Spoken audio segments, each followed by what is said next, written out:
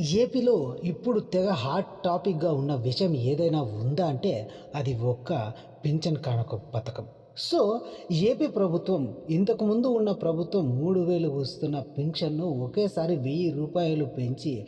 4000 అందిస్తున్న విషయం అందరికీ తెలిసిందే. సో, ఈ రూ. 4000ను ఈ నెల 1వ తేదీన అందిస్తున్న ఏపీ ప్రభుత్వం ఇంతకు ముందు ఎలక్షన్‌లలో ఇచ్చిన ప్రమాణాలకు తగ్గట్టుగా ఈ గడిచిన 3 నెలలకు గాను ఆ రూ. 1000ను పెంచిన అమౌంట్‌తో పాటు ఈ నెల అది కలిపి 3000 ప్లస్ 4000ను కలిపి రూ. 7000గా అవ్వాతాతలకు, అక్కాచెల్లెమ్మలకు అందించనుంది ఏపీ ప్రభుత్వం.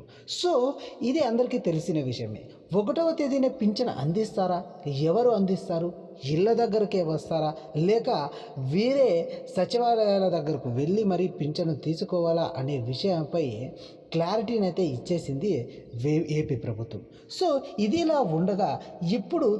7000 పింఛన్ను ఎప్పుడు ఎలా ఇస్తారు? దీనికి ఏవైనా సపరేట్‌గా అప్లై చేయాలా?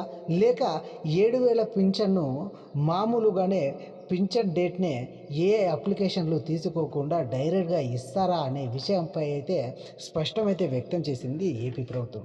దీనికి సంబంధించి ఎలాంటి అప్లికేషన్‌లు ఉండవు.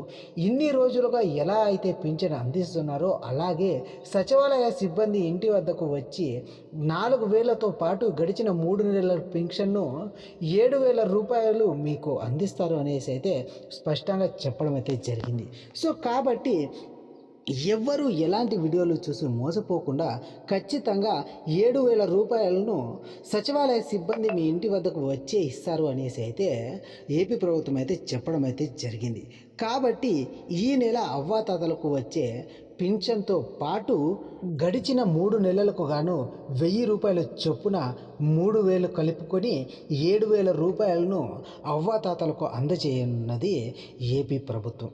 సో, ఏపీ ప్రభుత్వం అందిస్తున్న 7000 పింఛన్పై మీ అభిప్రాయం ఏంటి అనేది ఈ వీడియోలో కామెంట్లో తెలియజేయండి. ఇది ఇవాల్టి వీడియో. వీడియో కనుక నచ్చినట్లయితే అలాగే ఏపీ ప్రభుత్వం అందించబోయే పథకాలు అలాగే అప్డేట్స్ను ఎప్పటికప్పుడు తెలుసుకోవాలని ఉంటే మన ఛానల్ను తప్పకుండా సబ్స్క్రైబ్ చేయండి. ఇది ఇవాల్టి వీడియో. వీడియో కనుక నచ్చినట్లయితే లైక్ చేసి, షేర్ చేసి, సబ్స్క్రైబ్ చేయండి. Thank you for watching.